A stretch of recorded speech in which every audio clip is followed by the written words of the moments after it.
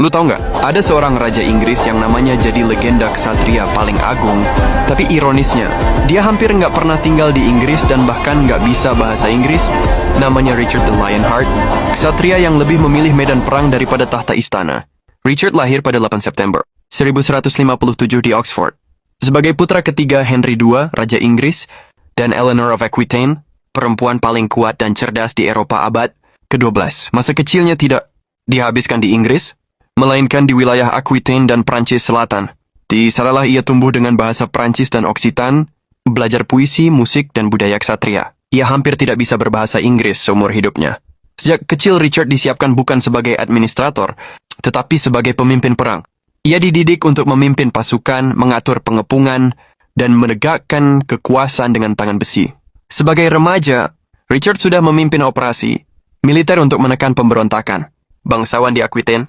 Di usia muda, reputasinya sebagai prajurit berani dan komandan tegas mulai terbentuk. Namun hubungannya dengan ayahnya sangat buruk. Henry II curiga terhadap ambisi anak-anaknya sendiri, sementara Richard merasa diperalat. Konflik keluarga kerajaan ini berujung pada pemberontakan terbuka. Richard beberapa kali bersekutu dengan Raja Prancis Philip Tegura untuk melawan ayahnya sendiri.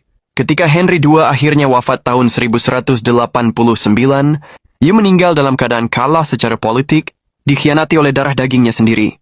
Richard naik takhta bukan sebagai penerus damai, tapi sebagai pemenang konflik keluarga paling brutal di Eropa. Begitu menjadi raja, Richard hampir tidak tertarik mengurus Inggris. Ia menjual jabatan tanah, bahkan hak administratif kerajaan demi mengumpulkan dana. Tujuannya satu, Perang Salib Ketiga. Ia melihat dirinya bukan sebagai raja nasional, tetapi sebagai ksatria Kristen agung. Inggris hanyalah sumber logistik dan uang. Puncak legendanya terjadi di Perang Salib Ketiga. Momen paling mustahil adalah pertempuran Jaffa tahun 1192. Bayangkan, Richard cuma punya sekitar 500 pasukan melawan 12.000 pasukan elit Sultan Saladin. Richard berdiri di garis depan, melompat ke air setinggi pinggang untuk menyerbu pantai, dan memimpin pertahanan yang bikin tentara Saladin terpukau. Hubungannya dengan Saladin menjadi salah satu rivalitas paling terkenal dalam sejarah. Mereka tidak pernah bertemu langsung, tetapi saling menghormati. Ketika Richard sakit, Saladin mengirim dokter dan buah-buahan. Saat Saladin kehilangan kudanya, Richard mengirim pengganti. Ini bukan dongeng romantis, tapi bagian dari etika perang bangsawan abad pertengahan. Namun Richard tidak pernah merebut Yerusalem. Secara militer ia sadar risikonya terlalu besar. Ia memilih kesepakatan yang memungkinkan peziarah Kristen mengunjungi kota suci. Keputusan ini realistis, tapi mengecewakan sebagian pendukungnya. Dalam perjalanan pulang ke Eropa, tragedi lain terjadi.